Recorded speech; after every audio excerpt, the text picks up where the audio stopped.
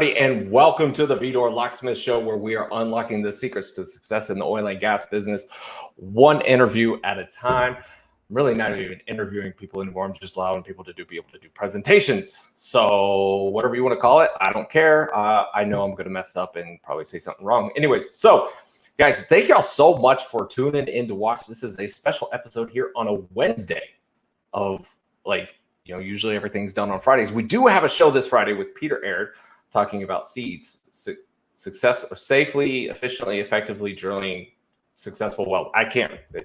There's too much going on this week to be able to remember everything. We've got an amazing show here today. So guys, please let me know if you can hear me. If you can, so just type, say yes, we can hear you. Let me know where you guys are watching from. That's always important. Let me know if you're working for somebody or if you're even unemployed. Let us know. Let us know if you're looking for a job, because that's what today's show is about. It's about helping you be able to get a job, working hard through this downturn, and how to be able to perfect your resume, your presence, your interview skills, all of that. Amanda's here with us, Dr. Amanda Rico. She worked very hard for that PhD, so she definitely gets that title of doctor. She's also mom, has another 5-year-old, just kind of like me. Sorry, we're a little bit late to today's show because I was kind of BSing with her about a bunch of other things. We almost got to talking about kids. I was about to ask her something, but then I didn't. So let me try to think. I know that I've got a couple updates here. I think I already said we got the show on Friday. If you guys haven't, be sure to follow the hashtag Vidor Locksmith. Tag a friend in the comments. Tag somebody in the comments, whether on Facebook or on YouTube. I'm not sure how you share stuff on YouTube with this to be able to get other people to be able to watch, but this is going to be a very helpful show. If you know somebody else who's unemployed, who's lost their job, or is just looking to be able to button up their resume a little bit, share this. There's no reason to be able to keep this all to yourself. Be nice, be sharing. We do the show for free, so you guys share. Not really seeing much in the way of comments in here just yet. Let me refresh this. Let's see here. Comments. Oh, they are coming in. I'm just not seeing them. I don't have my clicker in the right spot. I don't have all this stuff. So we've got, is it going to pull it up? Oh, there we go. Oh, now it says LinkedIn user. I think that was Mark. Mark from Spring. We've got Gerardo from Argentina. We've got somebody, Nelly, watching from Colombia. We've got some people watching from Houston. We got 5x5 Kurt watching from Calgary. We got Scott Duhan watching from Spring. Some more people out in Spring. Edgar here in Spring. Nathan's awesome watching here in Austin. Awesome. Blaine Como watching from Spring, Texas. I think everybody's there in Spring. Let's see. Garima is watching from India, unless she's moved somewhere else. Unless she's gone somewhere else. So glad everybody is here watching it. Gotta throw this one out there. Drew Wood, my buddy Drew. Thanks for watching, bud. I do appreciate you being here. Let's see. I think we're all the way from Dubai. I know it's almost probably midnight there, so somebody's up late. We've already got this. Dr. Rico is awesome. That's from Dale Ranger. So, guys, thank you guys so much. Right here we go. Marwan from KSA. Woo! We are getting a whole bunch now in here. Prince from Ghana. Guys, thank you guys so much. Chad Hall, new connection. Hey, I sent out this little thing yesterday on LinkedIn telling everybody to connect with each other. You guys should do it. Still be active on that post. Get connected with everybody. All right, I'm going to play a quick commercial and try to stop shaking my desk because everybody tells me to stop doing that. Play a quick commercial. This is for the show called How It's Done. If you guys haven't watched it, it's on my YouTube channel. If you go over there, subscribe, like, do all the other things that YouTubers tell you to do. I'm not a YouTuber, but I did make some videos, and putting them on YouTube is the thing to do. So watch this. We'll come back. We'll have Dr. Amanda Rico in just a second.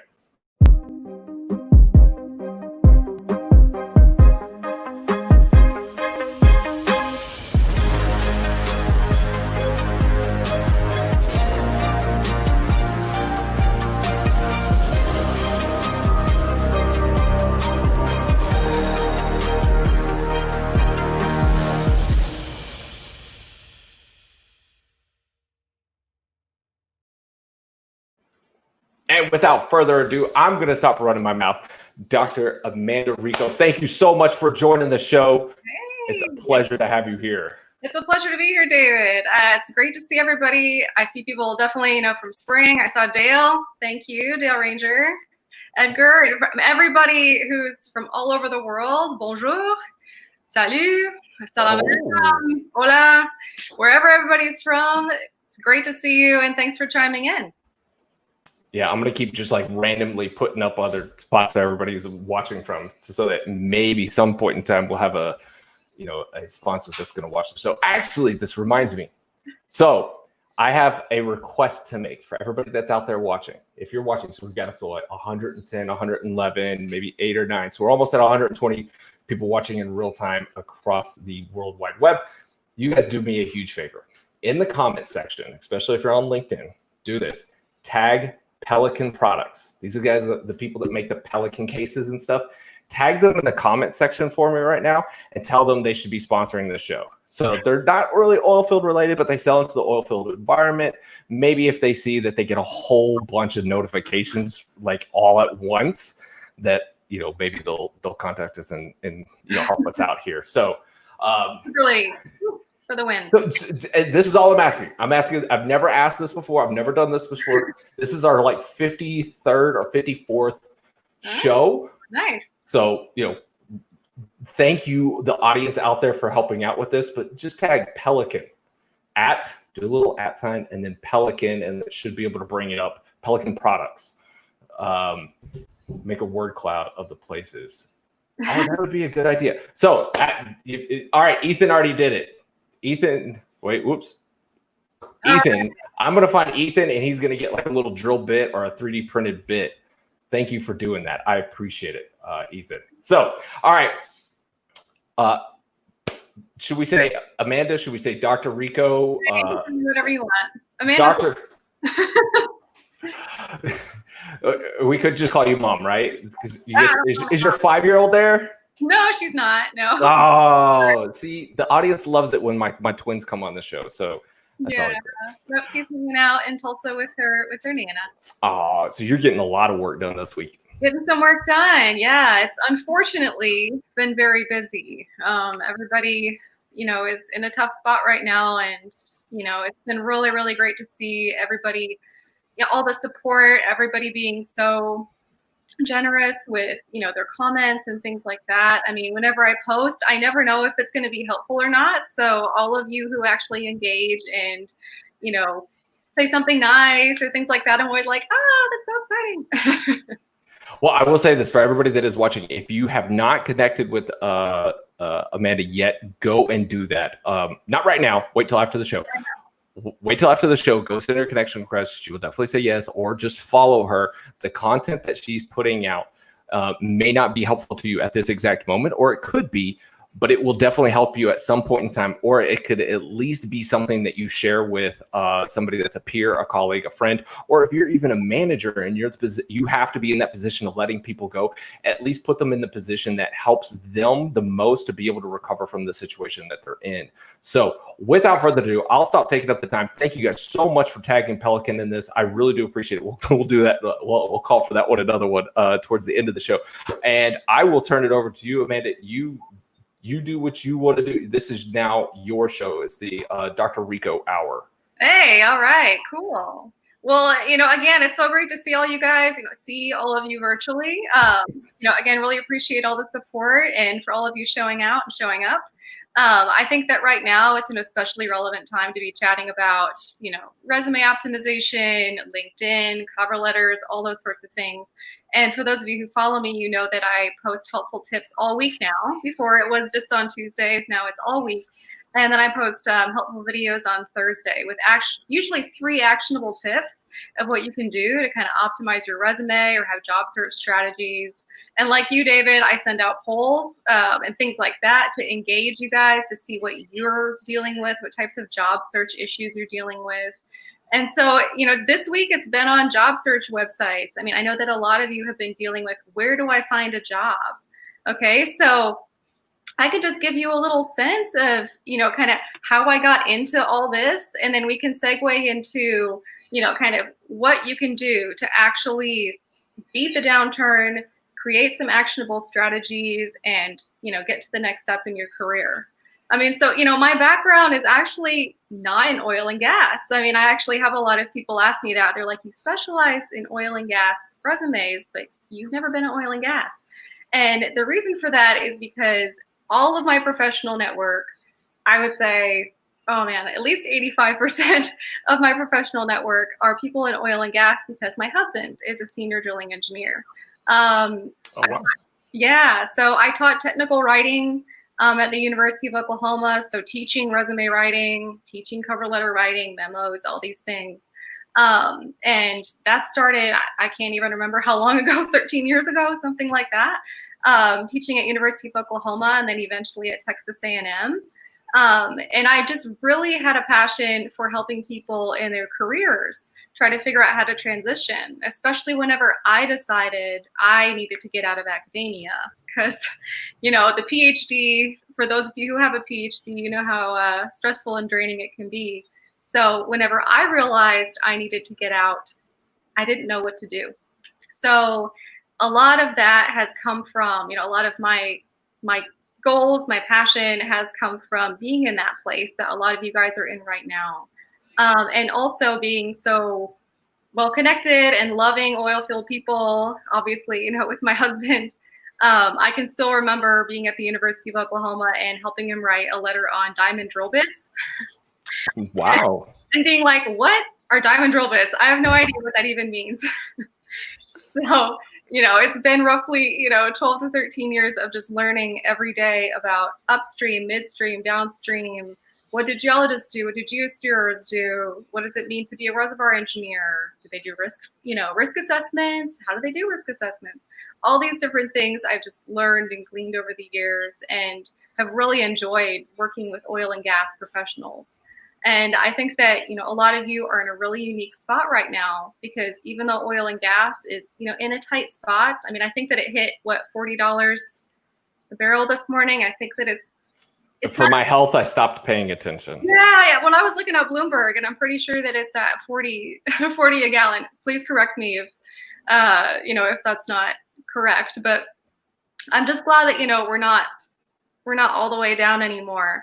But definitely, I think that I understand the types of positions that a lot of you are in, realizing that there are not that many positions to look for, but I am starting to see people get hired. One of the things that I've been mentioning to a lot of my friends and also my clients is that whenever oil and gas comes back, it's not going to come back with a boom. It's not going to say, hey, I'm back, everybody's getting hired. It's going to come back quietly. And so that's kind of where I've been trying to do my best to support people, whether it's through my posts or whether it's through, you know, resume writing or cover letters or LinkedIn profiles. And the reason for this is because if all of those things are lined up now, then whenever recruiters or HR managers reach out to you, you won't be caught in that weird stage of, but I don't have it ready, right? Ooh, very true. Yeah, it's kind of tough. And I mean, everybody needs time to decompress, right? I mean, if you've just been let go or if you were let go a couple months ago and you need a vacation and you need to just zone out for a while and just take the time, absolutely take it. You need it. You deserve it. But at the same time, make sure that you're getting back on the horse. Make sure that you're getting back into it and getting all of your materials up to date. Because one of the most important things that you can do is have targeted materials, right? I mean, I've spoken to a lot of people who have 5 different resumes, you know, or 3 different resume versions. You know, I completely understand where you're coming from. I understand that right now you're trying to apply broadly because you're just trying to put your net out there as much as possible, but really try to make sure that you're tailoring your materials for specific industry, for specific positions. So for instance, if you're a reservoir engineer, and you are really wanting to get out of the industry and you're thinking, okay, what are some of the skills that I'm really good at? Well, I do risk assessments a lot. I do cost controls. I do budgeting and finance or accounting. Okay, well, let's think about how maybe you could shift into the finance sector. What would it take to shift your resume or to have one resume that's in oil and gas and another resume that's outside the industry? What would those 2 resumes look like? What terms would I need to scrub, right? Maybe terms like Permian Basin or, you know, certain units of measurement or things like that are not going to be appropriate for a non-oil and gas resume. So make sure that you're really honing in on a lot of those things so that you can tailor it correctly. In terms of targeting and casting a wide net, I think that one of the best places for us to really dive in is into LinkedIn, right? I mean, we are on LinkedIn right now, live streaming. I mean, this platform is, I can't believe it's not more expensive to be on this platform, honestly. Right, David? I mean, if you do the sales navigator, it's pretty expensive. So it can be, but I mean, honestly, with the benefit that you get from being able to connect with so many people, being able to actually see who's viewed your profile, things like that, there are so many benefits to it. So in terms of, the topic is beating the downturn, right? So thinking of LinkedIn first. So I'd like to start with LinkedIn. So think a little bit big, and then we're going to go to resumes, and then we'll touch on cover letters, because I always get a lot of questions of, okay, are cover letters actually worth it? What's the big deal with cover letters? And the answer is yes and no. But we'll get to that. We'll get to that soon. So be sure, guys, if y'all have any questions as we're going through this, please fire them off. And this is not like our typical class session or whatnot, but we'll just continue to fire stuff off to Dr. Rico and be able to get her feedback. So this is, for everybody watching, this is your opportunity to be able to connect directly with an expert in this area of helping you be able to find a job or be able to kind of tailor your marketing message of selling yourself to somebody else that's out there that may need your skill set. So as we see questions come in, I'll be sure to throw them out there or quietly interrupt. No, definitely. Feel free to interrupt anytime. I feel like kind of engagement is always the most helpful thing. So definitely with LinkedIn, it's super, super important to think about how you're engaging with people. Okay, so a really, really common thing with LinkedIn is to just go through and click connect. How many of you have done that? Go through, click, okay, this person, I'm just going to click, click, click, click, click, click. Don't do that. Don't do that. Okay, so first thing, LinkedIn, you're connecting with people. Create a really short little template. Okay, create a template that says, hi, so-and-so, right? Replace the name. Hi, so-and-so. Hope you're doing well. I know this is a challenging time. Best, Amanda. Super simple. But whenever you use that and you connect with people that way, they will respond. First of all, you want engagement, right? They will respond and they will connect back. Okay, so that really, really simple gesture is so important to make sure that you're engaging with people, you're starting that networking process through LinkedIn, and that LinkedIn is actually being useful for you, right? Because if you're just going on LinkedIn and looking at people's things and kind of browsing through and clicking here and there, you're not going to get the most benefit of LinkedIn. And you're especially not going to develop networking strategies to be able to actually create job opportunities and things like that, right? So making sure that you're connecting meaningfully, that's really important. So once those people connect back to you, you want to start conversations. Okay, so one of the things that David and I talk about all the time, actually, we're always chatting, is that if somebody responds to something, you click that like. Okay, so you click the like, and then you comment below. When you do that, it actually increases visibility, and it allows other people to see that you're engaging on LinkedIn. So it'll show up in the feed and say, so-and-so liked this comment, and then other people will be able to see it and engage with it. Right.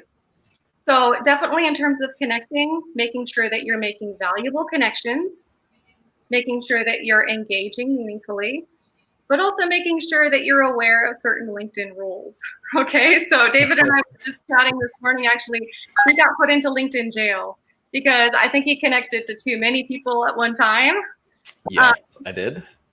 Yeah. So the limit, I believe right now is roughly 90 people to connect with per day. So, I know that I posted this morning about having added, 2,500 people to my network in the past 2 weeks.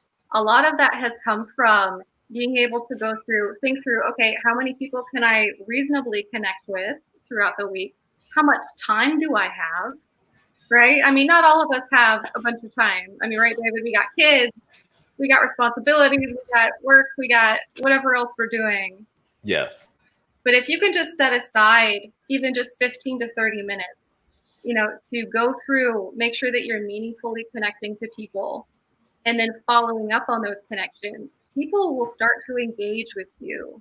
I mean, David, I'm sure that this is a lot of how you start too, right? Is that you're going through, you're clicking, you're connecting, you're starting to talk to people, they're talking back. So I would say one of my tips is that, especially if you're trying to be able to connect specifically with somebody or with an organization or with maybe a group of individuals, if there's a certain area you're trying to kind of like work into, maybe it's not easiest to just send out a connection request to them. What you can do on LinkedIn, which is great, is you can be able to see the history of their activity. So on any profile, you can go back and say, see all activity, and you can see the posts, the articles, and the documents that they have uploaded directly to LinkedIn, as well as anytime they've commented or liked on something.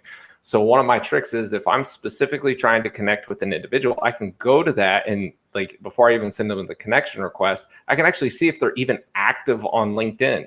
Because a lot of people will have profiles, but they're not even really active. They might have made one post a year ago, or they might have liked a post 6 months ago. And so you send that connection request. Well, that thing's just going to sit there. It's not going to do anything. So one of the things you can do beforehand is if they are, one, see if they're active or not. And then if they are active, be able to see where they're commenting and the things that they're talking about and be able to interact on those same posts as them and respond to maybe a comment that they made on something.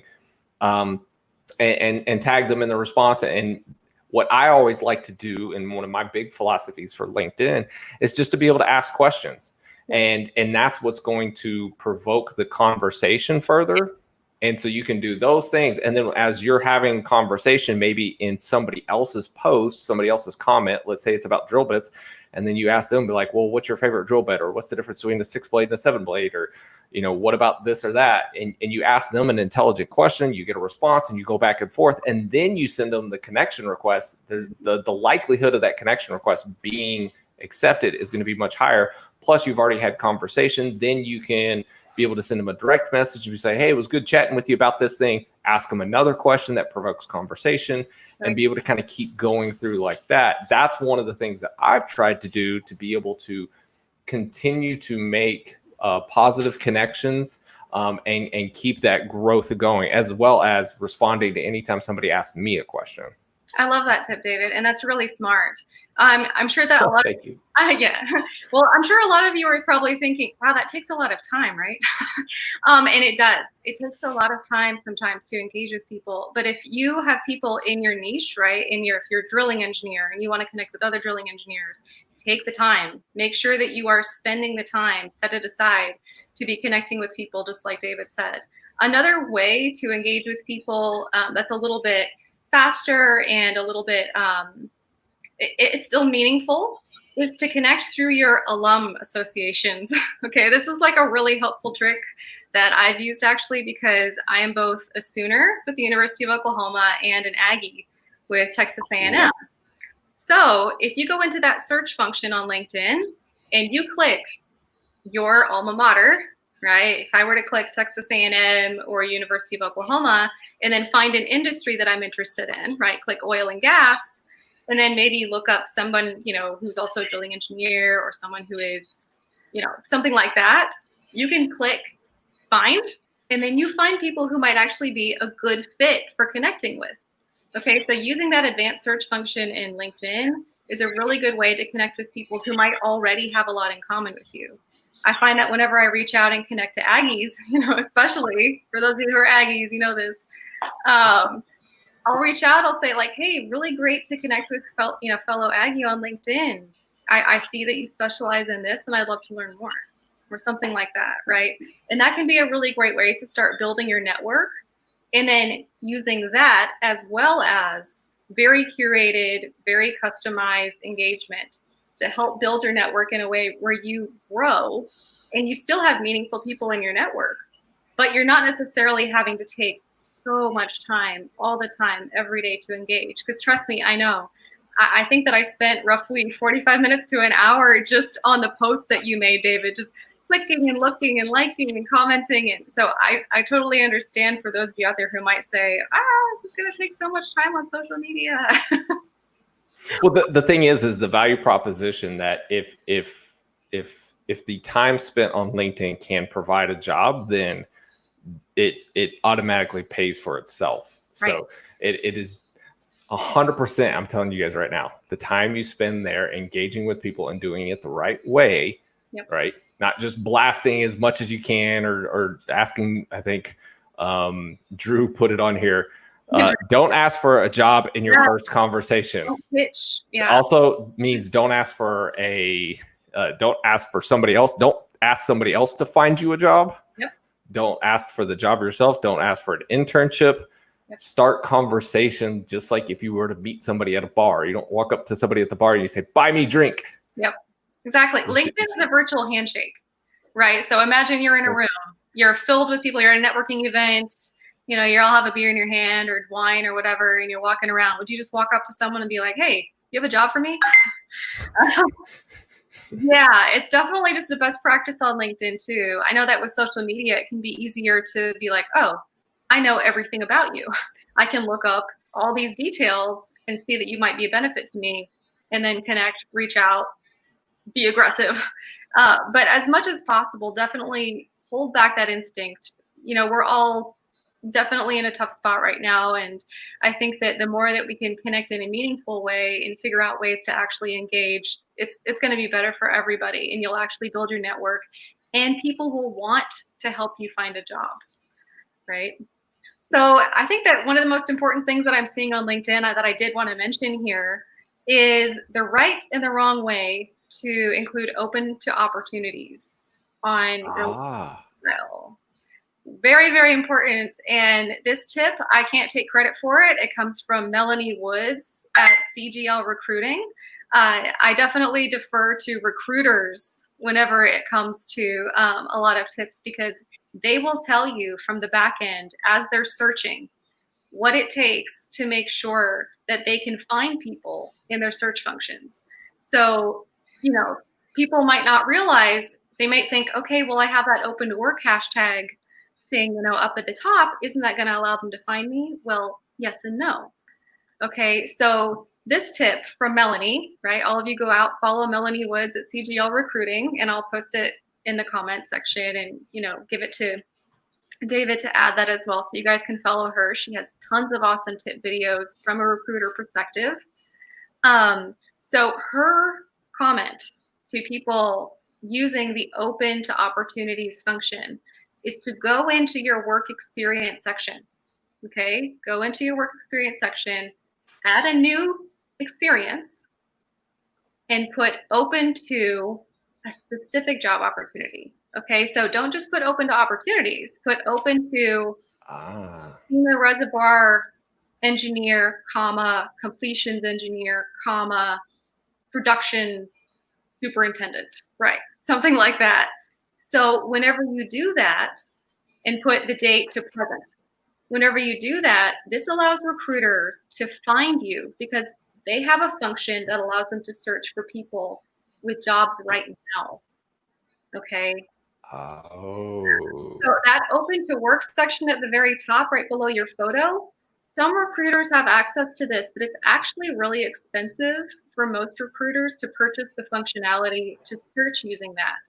Okay, so if you're talking about the majority of recruiters, a mid-level recruiter, you know, to small level recruiter, they may not be able to find you if that's the only place that you have that listed. So this is a really easy way for you to be able to get found by recruiters that much easier. Another really, really good tip is to make sure that you're not wasting space on your LinkedIn banner. Okay, I see so many of you that just have a blank blue section, and I'm like, oh my gosh, you could definitely be doing so much with that. So let's see if I can pull it up here. I'll screen share one. at least mine. We'll put it up here. Yeah. Keep going. Sorry, man. Oh, no, go ahead. So something that has been working really well and that's really beneficial for you, if you have the capability to do it, is to have a banner on your LinkedIn that shows your 3 or 4 core competencies. Okay, so if you have onshore and offshore experience, if you have 17 years of experience, if you specialize in HSC and regulatory work, those could be your 3 main things that you include on your banner as kind of a call out box that allows people to see exactly what you bring to the table, what value you have right off the bat. Never mind. Broke it. Yeah, whoop, it went away. But this is a really helpful way for you to make sure that whenever people bounce onto your profile, whether they're HR, recruiting, just someone who's interested in you, you make sure that they don't bounce off your profile because they see exactly right up front. They don't even have to read any content. They just see a visual, right? LinkedIn is, whether we like it or not, LinkedIn is still social media, right? So people have the tendency to get bored quickly if there are no visuals. So if somebody bounces on, sees, the same blue banner, hanging out there, then you're like, okay, maybe I'll take some time to look this person up. But how much more time would they spend if they actually saw right off the bat what you bring to the table, right? So that's a really, really helpful tip. And I use this actually building a software called Canva. So Canva. So for those of you who you're like, okay, cool, but how do I build something like that? Canva is a really great resource to be able to build that. Yeah. Another really great functionality for those of you who are really interested in networking virtually right now, this is something you can do on LinkedIn as well, is to create a virtual business card. So, yeah, so I started doing this quite a bit. And it's really, really helpful because you can go, you have printed business cards, right, that we can't use right now because we live in a virtual world. But whenever you have a virtual business card, you can actually change and edit things on there and then send it out after you've edited it. You can save it as many times as you want. And again, you can do this on the Canva software. I believe it's even on the free function. You don't even need to have the upgraded function. And you can go in, create it, save it as a high resolution photo. You can even save it on your phone so that whenever you talk to new people or you're texting new people, you can shoot over your virtual business card. This is a really, really easy way for you to start networking and make some inroads right now, whether that's through social media and LinkedIn or whether that's just through talking to people on the phone, right? So definitely that's really helpful. So I know that we've been talking about networking on LinkedIn, and I think that the last thing I really want to touch on with LinkedIn, there are so many things that I could get into, but one of the last things I want to touch on is informational interviews. So informational interviews are one of the most important things that you can do right now because they allow you to actually connect with people voice to voice, right? I mean, on LinkedIn, it's one thing, it's one thing for me to say, hey, Drew Woods, I know you. I've talked to you on social media. I've talked to you on LinkedIn, and I've seen your posts. It's another thing for me to actually pick up the phone and talk to them and get a sense of, okay, what are you all about? What does a day in your life look like in terms of being X professional? If I'm looking to get into your industry, what's it going to take for me to learn the ins and outs of that industry, right? We're talking about beating the downturn, strategies to beat the downturn.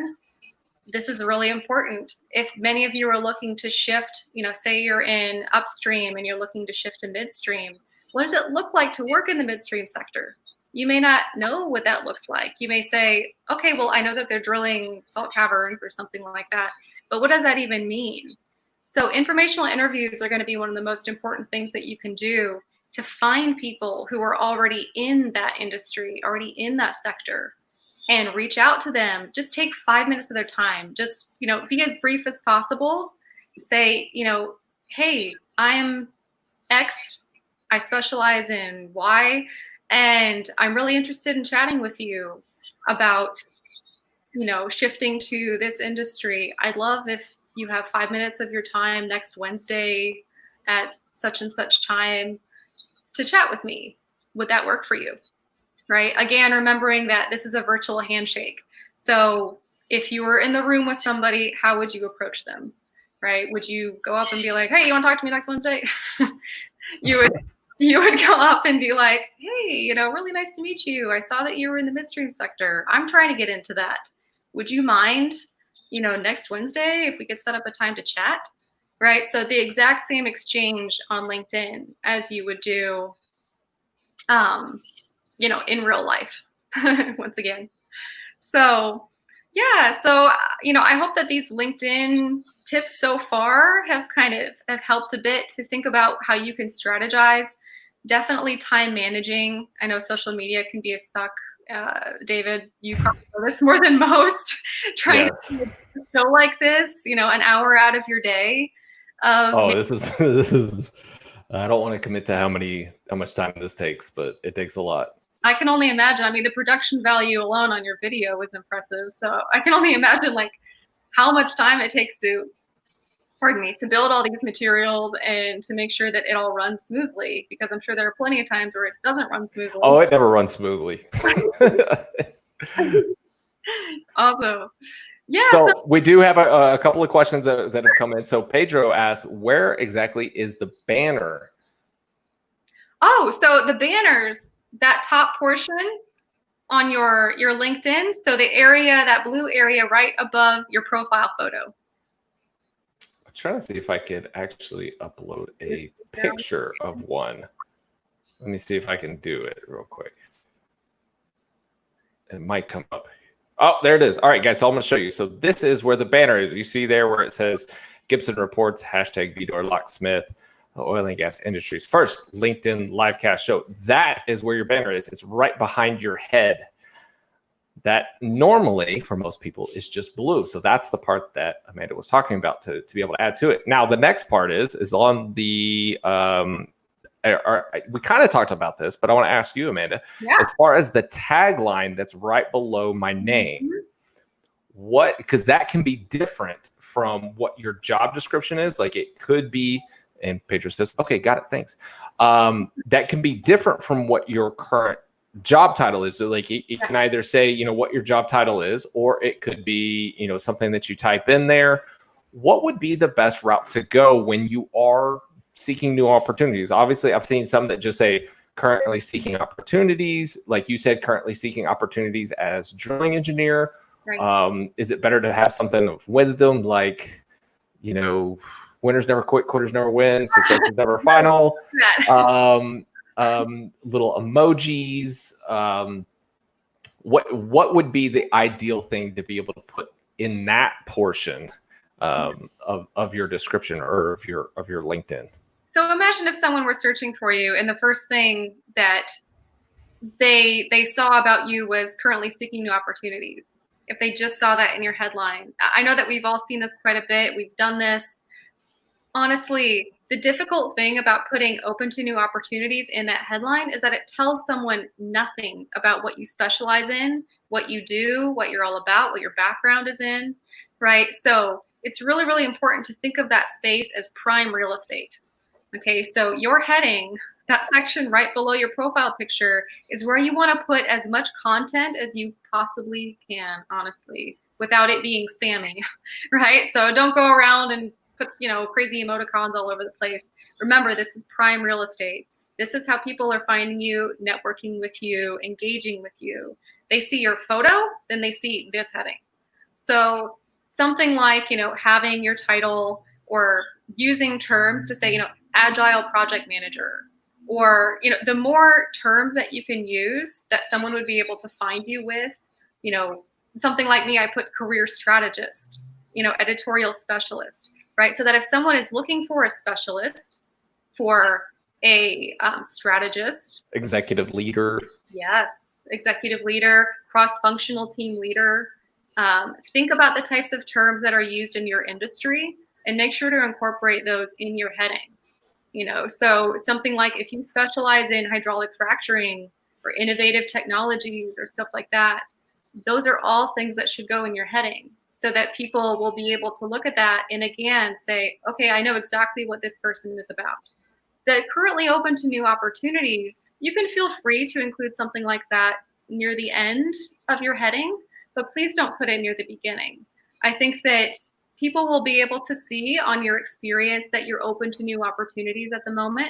There's also that profile sash, that frame, that hashtag open to new opportunities, the green sash that a lot of people are using right now. Feel free to use that as well. To be perfectly honest, I'm a little tossed up about it because it, again, takes away some prime real estate in terms of being able to see your full face and see, see you. It's a little bit distracting. And with the green sash, it can look a little bit like everyone is a sea of green sashes of, open to work. So I tend to prefer to use the technique that Melanie Woods has mentioned in putting that so that you can be found by recruiters, but not necessarily have to be including it everywhere, right? So I do have one tip to share as well. If you guys see the picture here, you can say, show recruiters you are open to work. Yep, Get started. So there actually is a function to where you are listing your profile. It's not just doing the sash, but there's a way to be able to list that you're open to new opportunities, even if you are employed. Yeah. It's like a covert way of saying, yes, I'm willing to have recruiters be able to contact me. So you can say, no, yes, they can contact me. Yes, they can publicly contact me. Right. Or yes, they can contact me, but I'm still with my job and I want it covert. Or yes, they can openly, publicly contact me because I am looking for work.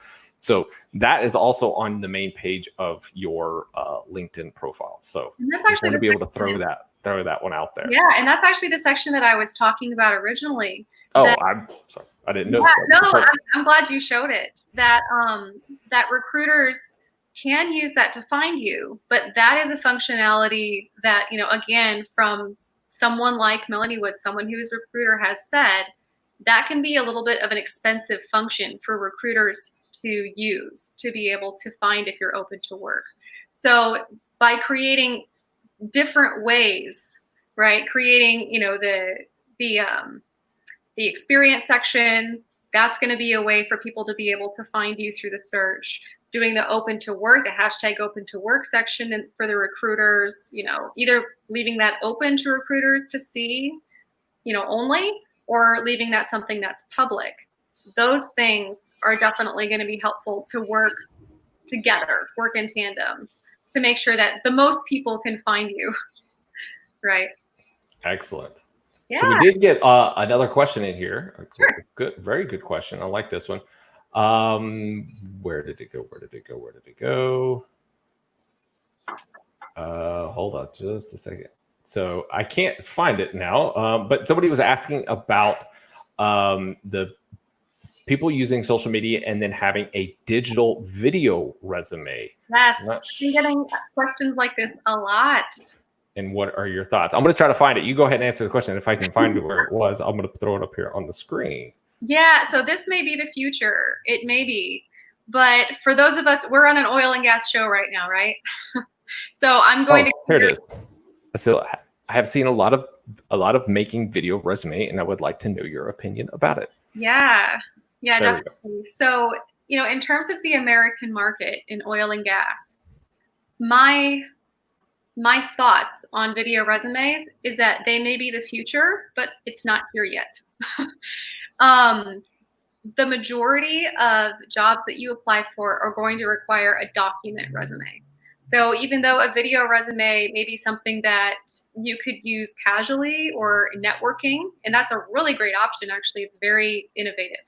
It's a really innovative idea, but it's not necessarily going to be something that you can apply to a job with at the moment. If you were to upload, I don't even think that they allow, video capability to upload to a job application, for somewhere like or NOV or a midstream operator, and especially if we're talking about some of the smaller companies, definitely a paper, a document resume is still going to be the way to go. I think that if we were maybe talking about an industry like the tech industry, maybe video resumes might be a little bit more forward and progressive.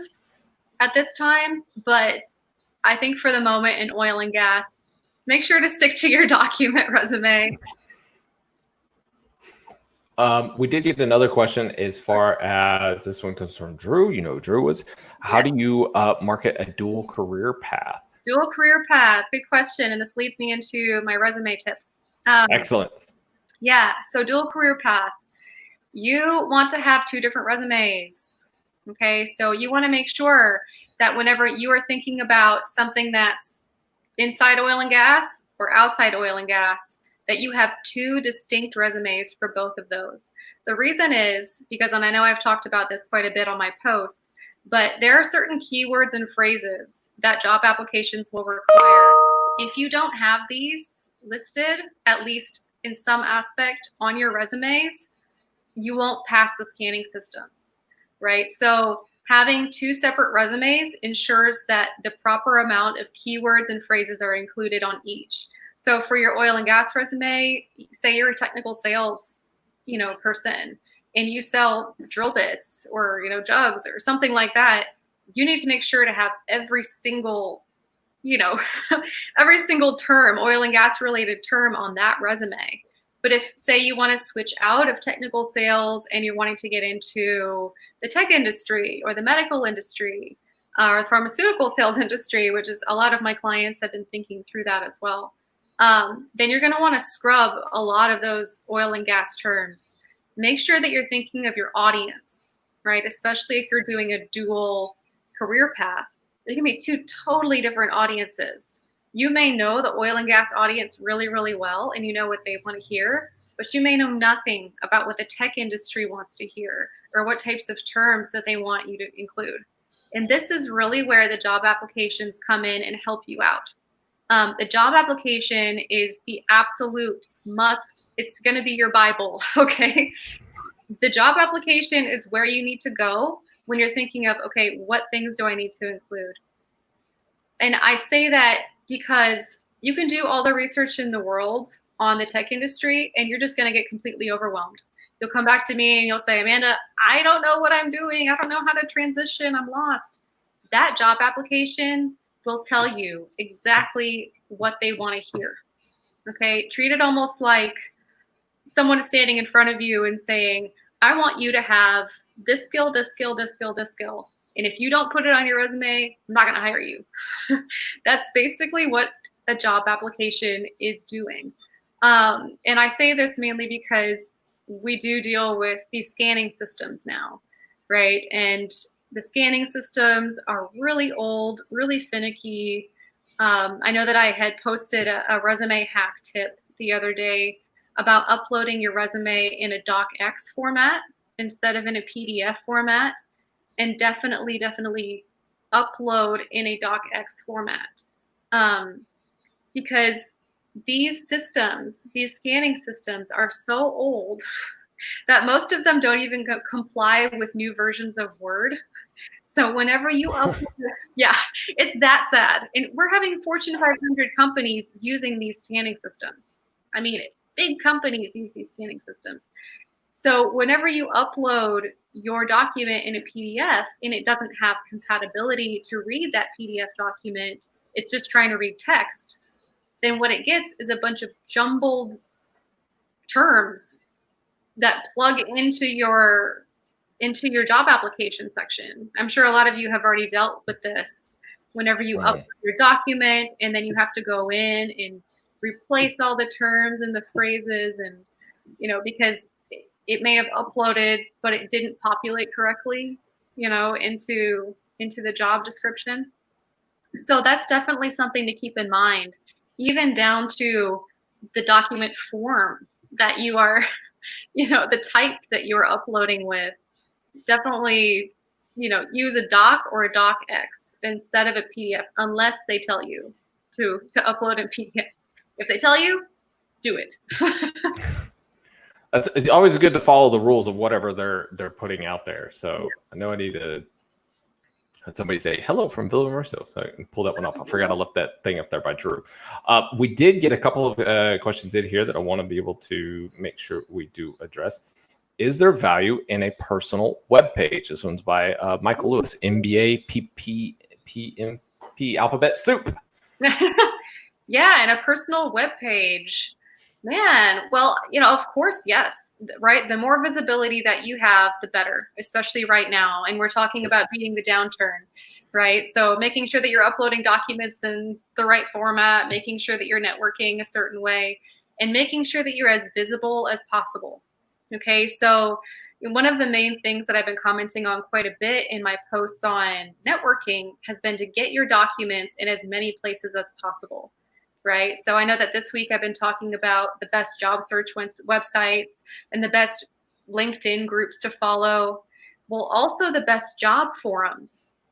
Right. So getting on these different types of forums, uploading your resume anywhere you possibly can. Remember, a targeted resume, not just any resume, but a resume that's targeted for a certain type of position that you want to be in.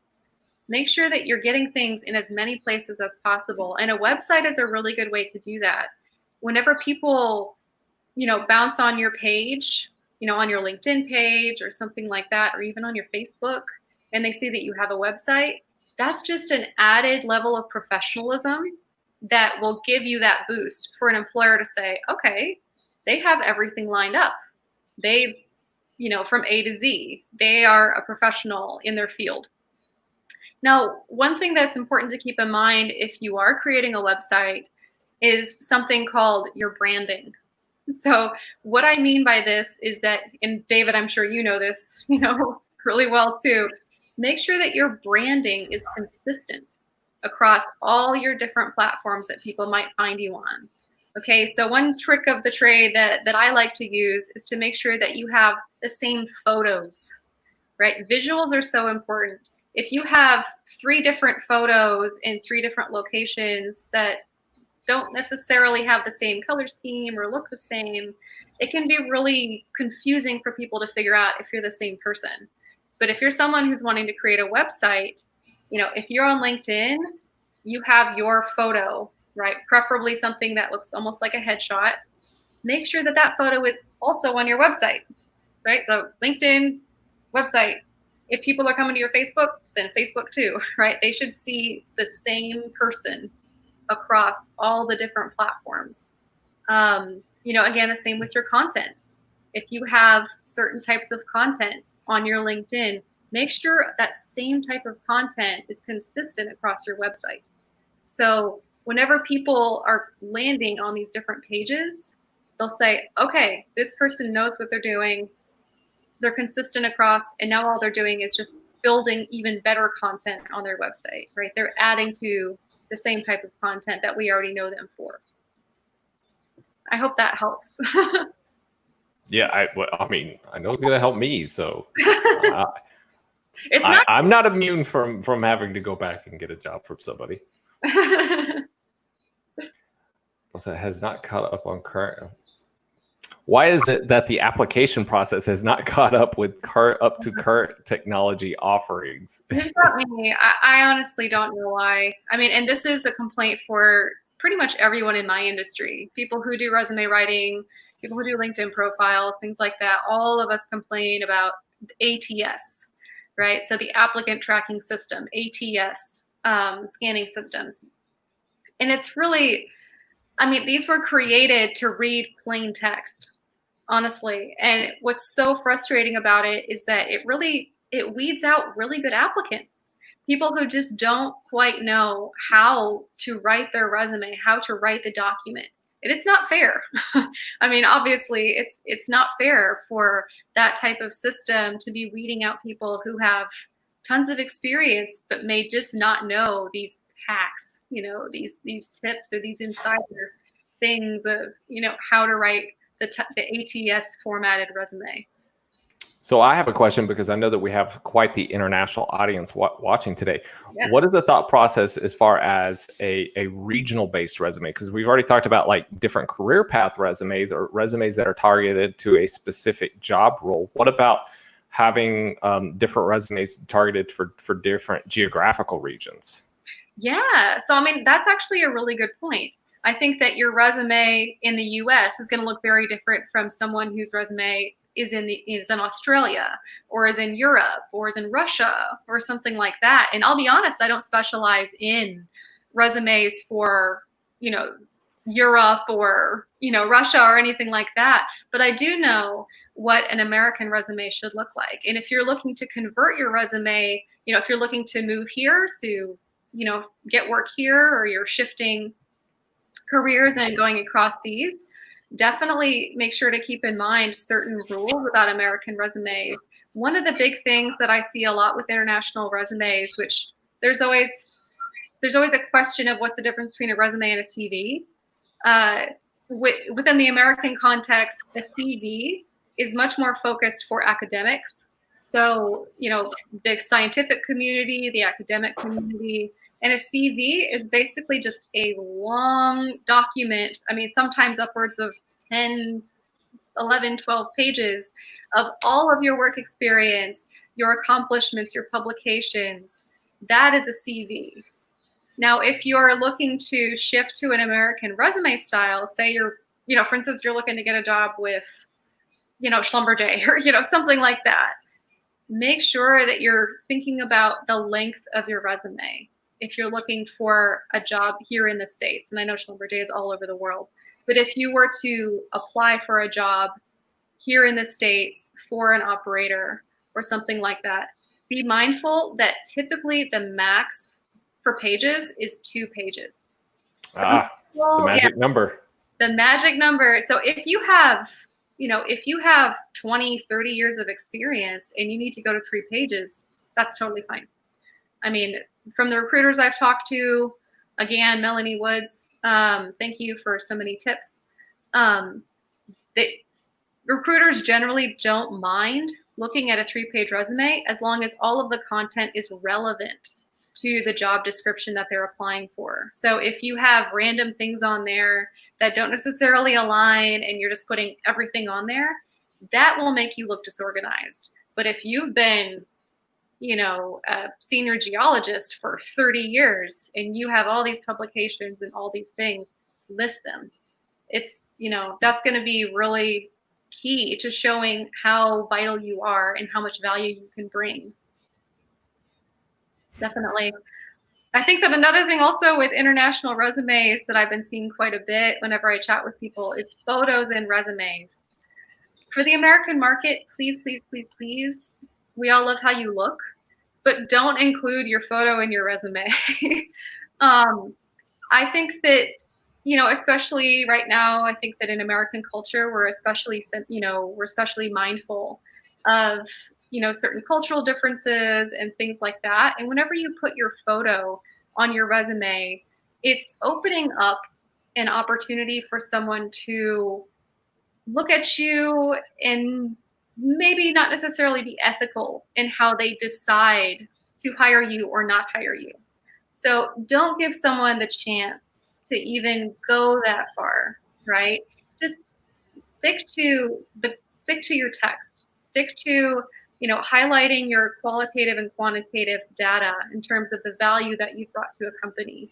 Highlight all of the skills and achievements that you've had, and make sure that you're really, really putting those things at the top. If I can say one thing about resumes, it is stop burying your most important educational achievements at the bottom of your resume. I can't tell you how many clients I've talked to who have their MBA next to the top of their name.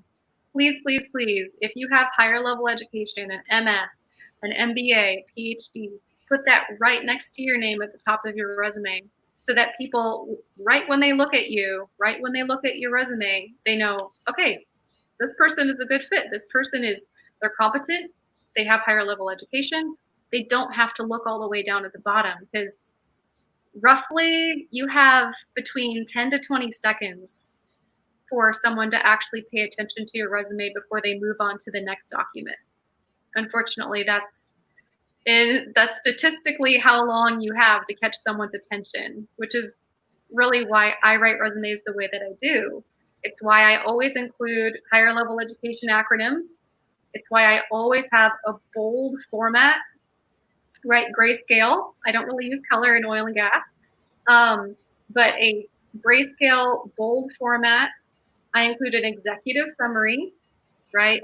Kind of a condensed look, bird's eye view of you, your competencies, and what you bring to the table, so that even if they only read that paragraph, they'll know exactly that you're the right person for that position. Okay, and then from there, I don't jump into the professional experience yet. This is so common. That's why I'm saying this. I don't just leap into the professional experience. You're telling a story about yourself, right? You're hooking someone into trying to give you an interview, right? The resume is your tool to hook someone in the best way possible, the most ethical way possible. Hook someone into calling you in for an interview. So whenever you just dive into work experience, ease into it a little bit. It's kind of like that handshake, right? Say hello first. Let them know some of your best qualities up front.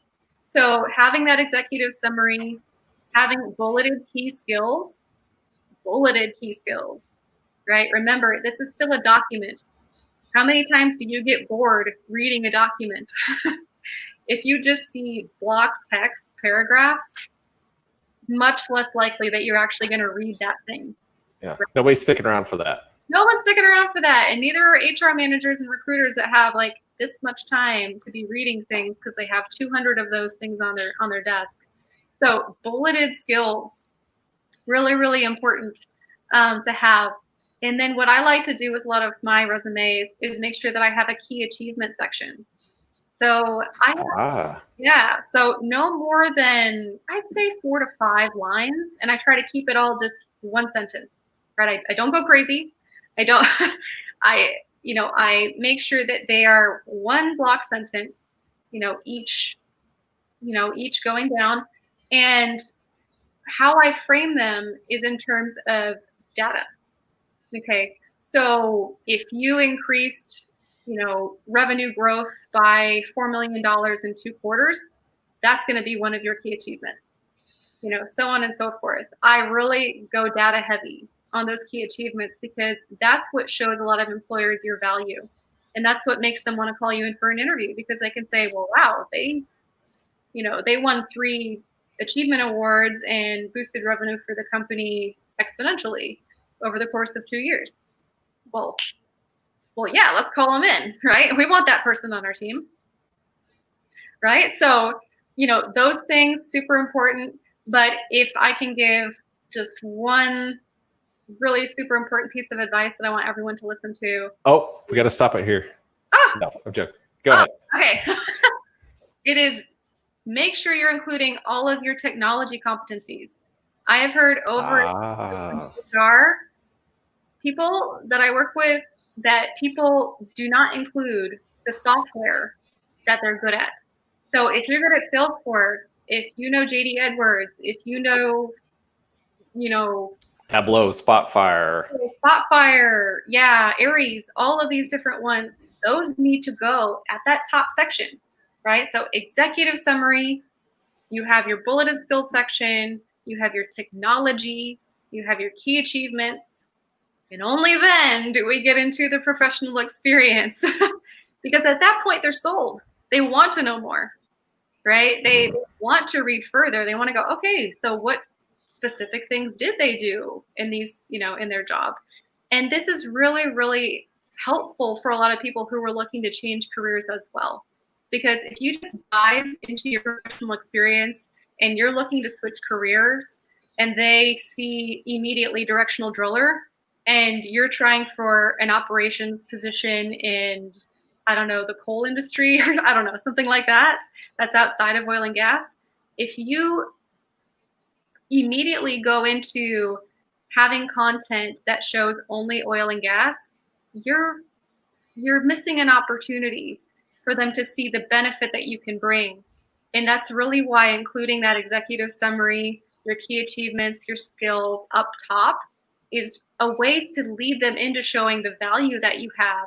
And only then will they get to your professional experience and say, oh, well, he's been, or she has been a directional driller, but they did all this other stuff, and that's really impressive.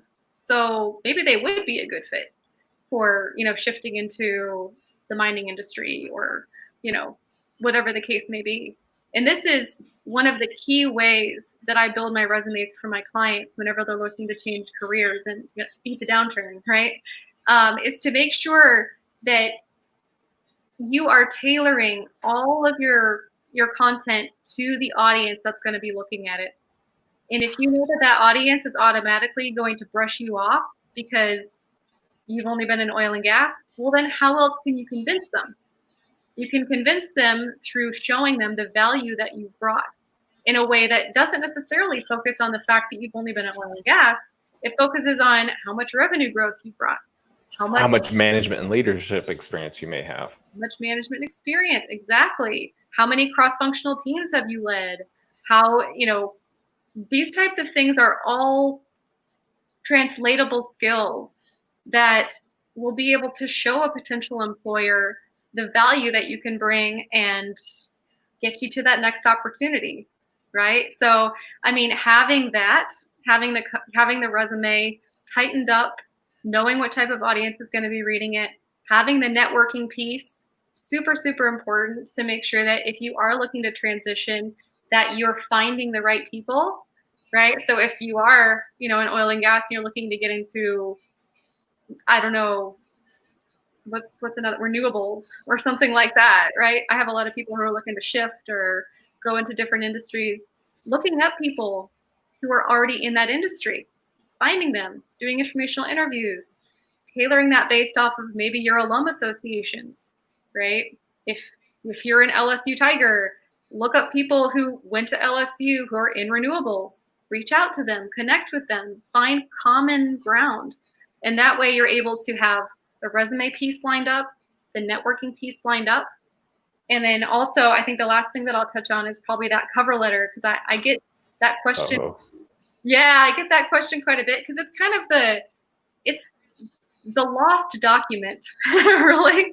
I mean, I have so many people who'll be like, I just forgot about the cover letter. Do I really need it? I don't know if I need it. And the answer is you do. You need a cover letter because especially if you're going to be applying broadly and if you're trying to beat this downturn, you need to have all these things lined up, right? You need to have the networking piece, you have the resume piece, the LinkedIn piece. You need to have the cover letter piece too, because even though not every job will require a cover letter, many will. So you're actually putting yourself at a disadvantage if you don't have a solid cover letter.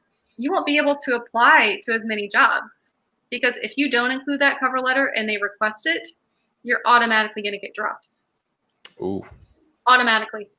If, again, you have to follow that job application to the letter. Imagine that your VP, or if you are a VP, if you're whatever COO or whatever, is telling you, standing in front of you saying, if you don't submit this thing, I'm telling you to submit it. It's right there. If you don't submit it, I'm going to fire you. That is what these job applications are doing. They are telling you straight up, if you don't submit this thing, you will not be considered. So really, please take the time, treat that job application, treat that job, the entire process of it, pay really close attention. For cover letters, it's definitely tricky because it's a different document from the resume, but it should really repeat some of the same information in the resume. Because remember what we just chatted about, most people aren't even reading your whole resume, right? So Yep. It's important to have some reiteration in the cover letter that shows, okay, this is what I do, this is what I specialize in, here are my key skills. And how I do this generally is by having not block paragraphs, but very brief, short paragraphs. So think of how you post on LinkedIn, right? Are you going to post like one giant paragraph? Well, some people do. Some people do, and that works. But think of doing smaller sections for enhanced readability, right? If you want people to read something, imagine they're 5 years old. Honestly, imagine, like my daughter. Imagine they're 5 years old. They have to take the time to read it. Are they going to want to read one block paragraph? No, they're not. So whenever you break it down into smaller paragraphs, that's even better. Be brief, be direct, be professional, but also show a little bit of what you bring to the table in terms of your personality. Now, personality what I mean by this is not, don't share a whole lot of personal information. Um, Again, we really don't want to give anyone a reason to discriminate against you. So, if you say something, like talking about your family or something like that, just be aware that someone could read that a certain way. And you just don't want to give them the opportunity to even be a jerk, right? So keep it super professional, focused on your achievements and your work, and do your best to not include a lot of those personal details that may or may not, help get you to where you need to be. I mean, in terms of the content, remember, we're writing for someone who has a very short attention span. If you're having those short paragraphs, include bullet points too, right? So this is something that I don't normally see, and that really catches attention, is to have bullet points in the center of your cover letter, right? So again, highlighting those key achievements. Sometimes I even use check marks. So check marks, it kind of gives the impression of, I've done this, right? Proven results. This is what I can offer. And that works really well. It catches their attention. They're not bored reading it. There's visual interest. It's quick, it's done, and you've gotten their attention, and they've been like, all right, they're in the yes pile. Moving on.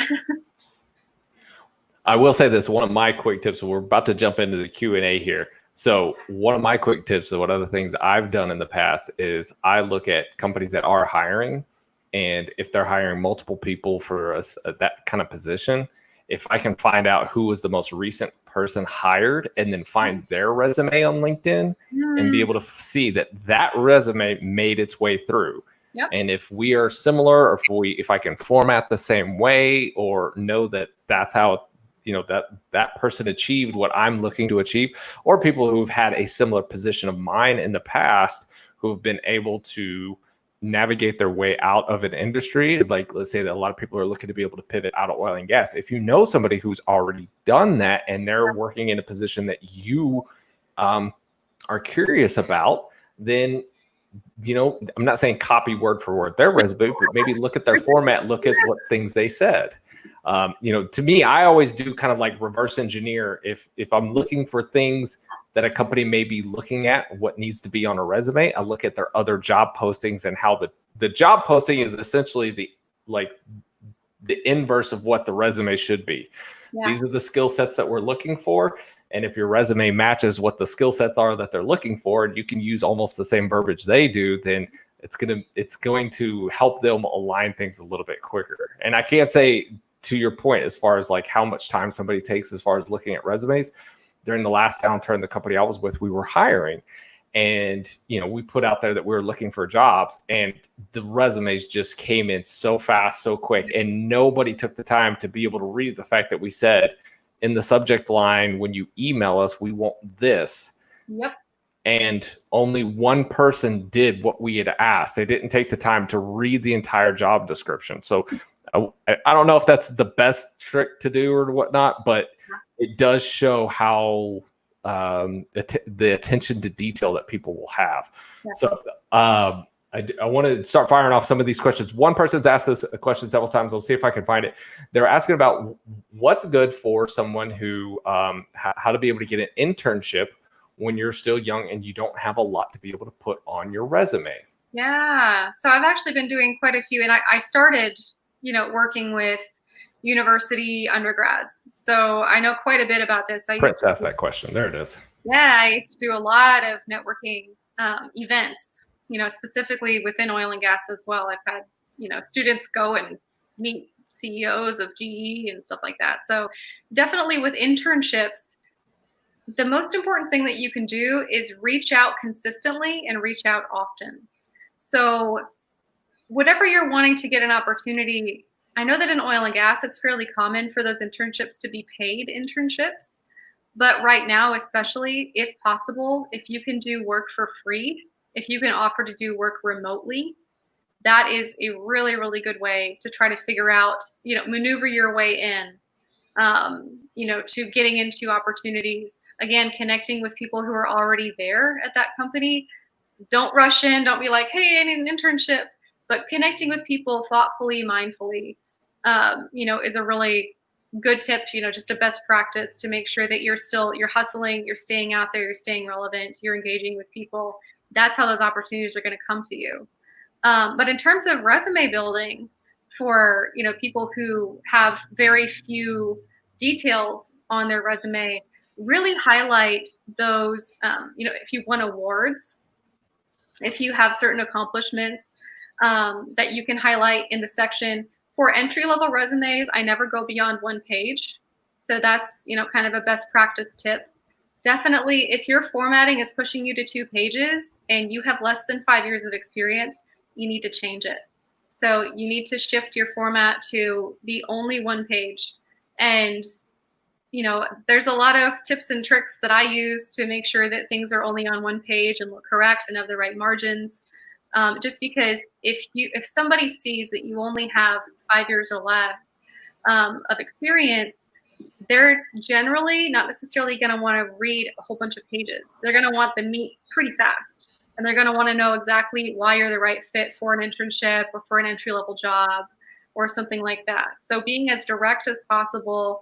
Again, you can use the same format. You can use the executive summary, your key skills, your technology, and then some of your key achievements. It's just the key achievements are generally different for an entry-level resume because it's typically going to have information like, say you've gotten new certifications for something, like you went to a mud school or you had an accomplishment where you won an award or a scholarship or something like that.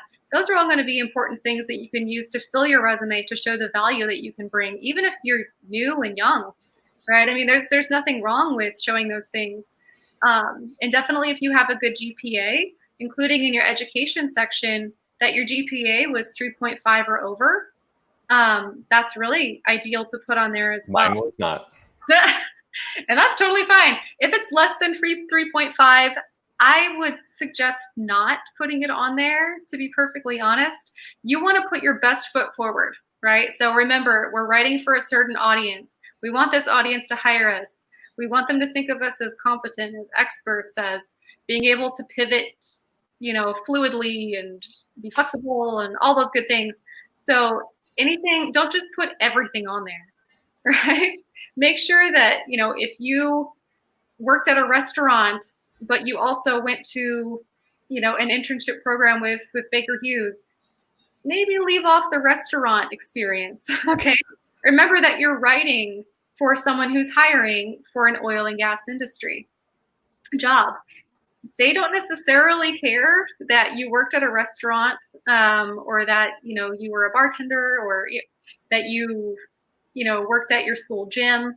All of these things are, great in terms of showing your personal background, and then maybe things that you can mention in an interview where you can highlight those things and say, well, I really learned great leadership skills while working as a manager at my university gym. And here's how I executed XYZ. That's something that can be helpful whenever you get to the interview stage.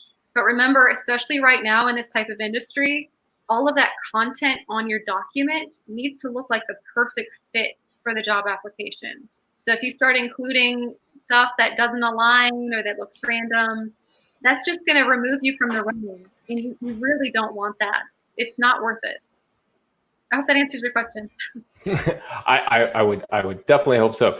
I will add to that if you are a student or if you've freshly graduated, you're looking anywhere in the type of an internship. I actually spoke to University of Texas at Austin, the AADE engineering group the other day, or a couple of months ago. Sorry, not the other day. Is to be able to broaden the search. I talked to a lot of the students there and asked them how many operators are in the U.S. or in the world? Who thinks it's less than 20? Who thinks it's less than 50? There are over 318 active operators in the state of Texas alone. 318. So when you think of getting a internship and you're thinking of only ExxonMobil, Shell, BP, ConocoPhillips, if you're only looking at very large multinational publicly traded companies, you are limiting your search exponentially. Like you're looking at like just barely the crumbs of what's available in the industry. Right. And I think that more companies would be open to being able to have an intern if they were even approached by a student. Right. And also remember that if you're going for something at ExxonMobil, you are competing with kids from all over the world, all the 4.0 graduates, all the MBAs, all the PhDs. There's going to be tons of students that are going after that, as opposed to, I guarantee you, there's going to be very, very few that are approaching what used to be Lux Energy. Yeah. And I knew the guys over there. Nobody approached them about an internship. I have an intern here. I went and said, hey, can we get this guy on the rig? They were like, yeah, we'll send him out there for the summer. Things have since changed, but nobody even approached them. So if you're looking for an internship, broaden your horizons, look vertically integrated into the industry, look at the companies that sell to that company, the people that provide those services. It's not just the big operators or the big oil field service companies. There's tons of other companies out there who would be willing to be able to get you experience and even potentially get you out on the rig and get you learning the stuff you actually need to, as opposed to just, making copies and, getting people coffee and stuff like that. So broaden your horizons when you're looking. You did say something about margins. So we had a question from Michael Lewis that says, what is the ideal margin and white space and font? Yeah. Very technical question. Yeah, very technical. So generally 1-inch margins all around is great. Pretty simple, standard margin size. That's ideal.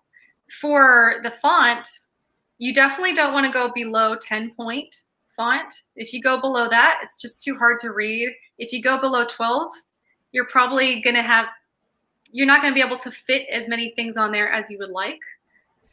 So I would definitely suggest, having a sans serif font like Veranda, Arial, Hellavicta. These are all really great fonts that translate well across all different types of computers. So whether you're on, a PC or a Mac, those specific fonts won't get all wonky and weird. Don't use crazy curly fonts, please. don't do it. I see it sometimes. It's rare in the oil field that I see it, but it's, remember, this is just a tool. This is a document. You need it to be as clear as possible. I know you're trying to stand out, but it's not going to stand out in a good way because someone can't read it. So. All right. So then with the next one, this was talking about the key achievements. So from Brian said, do you repeat those key achievements later on in the resume in your work experience section? Yes. Yes, you do. There we go. You don't got that question twice. Yeah. You don't necessarily repeat them exactly the same way, but definitely incorporating the same types of data in a way that explains how you did something and what you achieved is perfect. Because remember, your reader has very little time. Repeating it, in a slightly different way, it's not a problem. They probably missed it the first time anyway.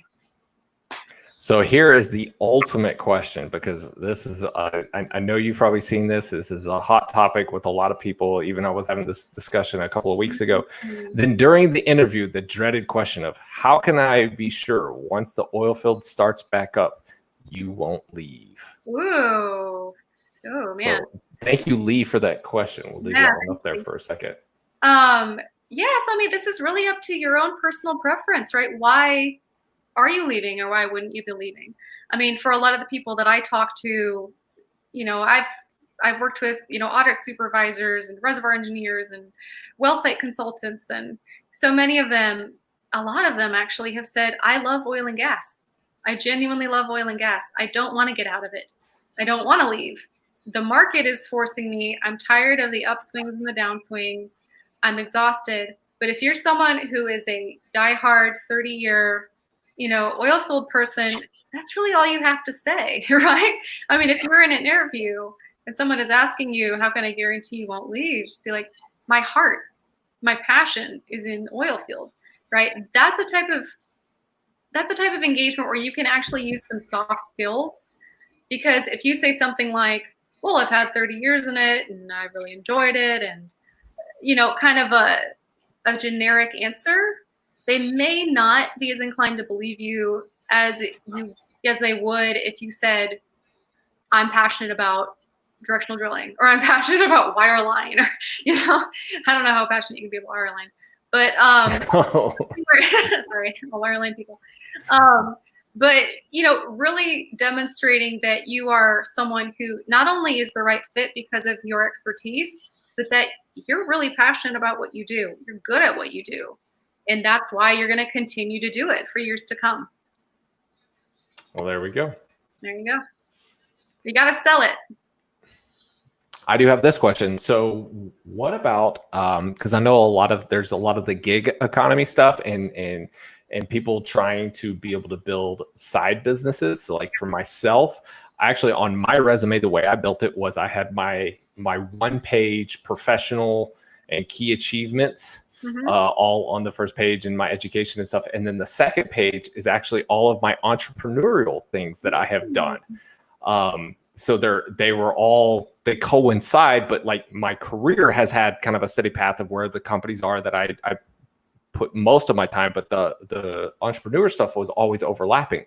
What are your thoughts on having, like, if somebody's starting up, a side project, whether it's like an Etsy store, or they have like, they're a part-time trainer at a gym, or they took ownership and they started up a candy bar line or something that hasn't taken off yet, but obviously you're learning a lot of good management skills, leadership skills, procurement, supply chain, different things like that may have been outside of your normal day-to-day job.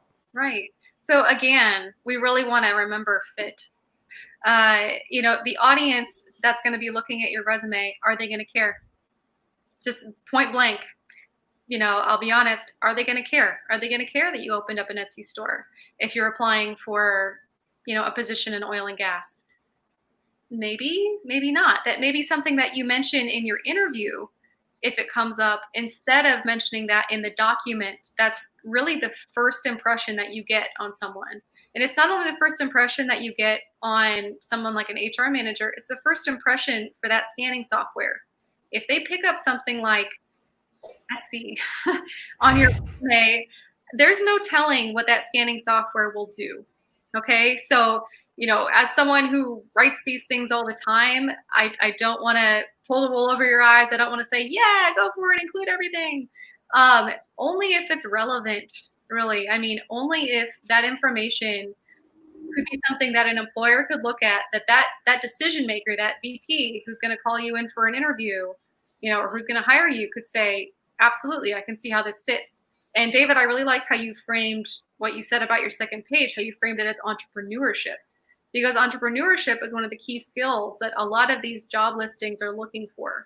So making sure that you're also thinking of the right types of terms that employer or that HR manager would want to see, rather than just thinking of it as, extra experience, or I, volunteered at a dog shelter on the side, or, all of these things are really great things. And they obviously add to your volunteer experience. They could potentially go into a volunteer experience section, a very brief one, if you wanted to do that. But including it in your professional work experience section, I wouldn't advise that. There we go. There you go. So this one's from Zachary Powers. It said, should we be describing what the business does that we are working for, or focus mainly on our achievements and data points? I think this is a really good question, because you could say that you're working for Zabily. And if nobody's ever heard of it, then it might be hard for them to understand, and Zabily says you're a ninja at Zabily. Right. Those could, trust me, I've seen some of these come across before. So like, I think even Drew has Code Ninja as part of his thing on his profile. So should we be focused on, and maybe do we need to describe what the company does, or just focus on our key achievements of what we've done with that organization? So it really depends on the space that you have to work with in your resume. If you have a little space to work with, definitely a good thing to do is to include a very brief, just no more than really one sentence, description of the company itself right below the heading of your work experience. And then you get into your bulleted duties and responsibilities and achievements and things like that. But I'd say be very brief in that portion. Don't allow it to take up too much space, because your employer is going to be much more concerned your potential employer is going to be much more concerned about what you actually did than about what the company you worked for actually did. There we go. All right. Let's see if we've got any more. We've had some people ask. So Simon asked, what do you think about putting open to new opportunities, seeking new opportunities? Simon, go back and watch the beginning of the show once we're done. We did a description on that. Yeah. Edgar said, how do I build a banner? Go back and watch the beginning of the show, please, sir. Yeah. I'm not trying to be rude. I'm just saying, like, we did cover these things, so I'm letting you know we did cover them. Oh, this is a great question. Russell Robinson says, regarding references, who is best to list and how many? Yes, references. This is actually a really good question. So references, you want to pack a punch with your references. And what I mean by that is you want high-level people on your reference list. And not me, you guys. Well, of course, David. But I mean, the more important the person, the higher they go on your list. Okay, so if you have someone who, you have a reference from the CEO of your company, that goes up top. Someone who directly managed you is also going to be important to list. But if you have the CEO, that's still going to go before them. So not your neighbor, Steve. Not your neighbor, Steve. No. Yeah, please try to have professional references as much as possible. Try to get people who have managed you directly. I know sometimes that can be really tough. But it just gives so much credence to you as a professional that someone who managed you directly would be willing to serve as a reference. Because it's not nearly as common to see that on a reference page. Most people are like, oh, I don't want that person to be talking about me. So if you have that opportunity to have someone who's managed you directly, or even, colleagues are fine as well if they've worked with you on projects. But in that reference page, it's really great to have not only their contact details, but also just a very brief explanation of who they are to you, right? So I've known them for 8 years as a colleague working on a 2-year, project in the Permian Basin, right? So giving a little bit of description, that helps HR know who they're going to be talking to whenever they reach out, rather than just doing this cold call thing of like, okay, I don't know who I'm going to talk to, but this is someone they have on their references. So I do want to say, before you put somebody's name on the resume, check with them first and make sure that they actually like you. I have called a resume once before and they said, don't, and then they just hung up the phone. And so I took that as bad. Oh, yeah. So check with them first. Definitely. Make sure they like you. Or at least if they're just willing to lie that they about it. As a professional courtesy, you should always check with the person first, definitely. There we go. So Armin asked, so cater the resume towards each company. I think we kind of covered this earlier, but I'll let you answer real quick. Yes. Oh, there you go. Yeah. Oh, yes is the answer. Yes. Cater your resume towards each company. Mm-hmm. This one, so going back to the reference, should you send references out only upon request or include them in the resume? Only on request. There we go. It's pretty passe to include them in your resume, and it takes up space that doesn't need to be used. So if they did request them, should it be kind of like your cover letter style, where you just put who they are and like you give a brief description about them then? Yeah. Or is it just like bullet point Steve number blanks number number? Yeah. So, I mean, a reference page, you can have like a very nice border around it, something that makes it look professional. And then with your branding theme. There you go. I mean, remember, they haven't met you yet. This is literally the only impression they have of you. So as much time and dedication as you can put into making these documents look professional and put together and stand out, that's going to be your best bet. But yeah, with the references page, I mean, I don't usually use bullets for reference pages. I just kind of have them in each section going down. So I'll kind of bold the name and the title of, it'd be like name, title, company, contact information, and then, I try to keep it to one sentence just because, again, people are looking at it fast. One sentence of how you worked with them, how they know you. I would say this: if you've gotten to the point where people are requesting your references, you have made it pretty far in the process. Exactly. So that's a good thing to be able to remember. Nobody else has asked it yet, but I'm going to ask the question: what about post interview, because essentially your resume and all these things you're doing is you're trying to get to the interview stage. Right. And then the next bit of communication is the thank you letter.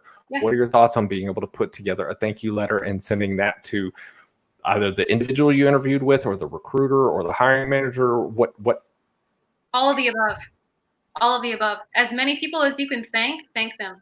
Remember that this is an opportunity that Just get all the business cards while you're there. all of them. Yeah. I mean, really just shower them with thanks. Of course, appropriately and professionally. But yeah, I mean, something very brief. So do we send them an edible arrangement afterwards then? No, don't go that far. That's a little creepy. That means that you actually looked up their address, and no, don't do that. Well, you had to go to the job site, or yeah. Well, maybe if you're doing a virtual interview, maybe not. Sure. Then edible arrangement's just going to sit there for weeks. Probably, or just not get delivered at all. But yeah, I mean, a very brief thank you, to them, just thanking them for their time, thanking them for, letting them know, I'll be following up, in a week just to check on the process. I really look forward to hearing from you, letting them know that you're engaged, right? You're not going to harass them, but that you're, committed to this process. You're committed to getting to know more about them, right? Remember that the interview is not just about you. The interview is even more so about them because they're the ones hiring you to come on the team. So the more that you can highlight the fact that you are here for them, you are here to provide value to them, the better you will stand out, because most people don't do this. Most people only think, okay, well, I went to the interview, I talked about this, I did this, it's done. Now they have to contact me. No. The interview was even more so about them. They are trying to find the right fit for the company. They are going to be paying your salary.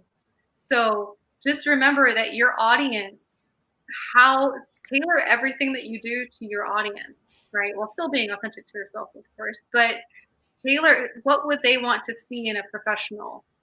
They want to see thanks. They want to see, gratefulness. They want to see that you're a team player, you're flexible, you're prompt, you're, all these things, all these common sense things really, but it takes time to do these things. And sometimes they can be left by the wayside, and it can be the difference between securing that job or not.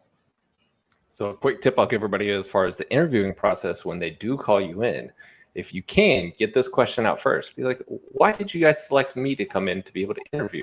Then they give you the keys at which you already hold to be able to address during the interview. Very smart. It's one of those like little psychology trick things that you can do, at least essentially onto them, and then be able to promote those kinds of things during your conversation as you are doing your interview. So we did have one question here. This is a great question from Simon.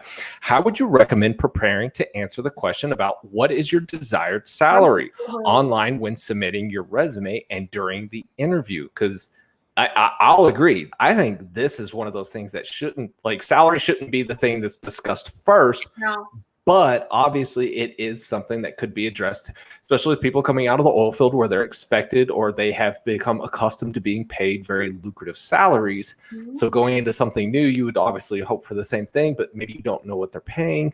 What's the best way to be able to address that? Yeah. So if possible, deflect questions like that.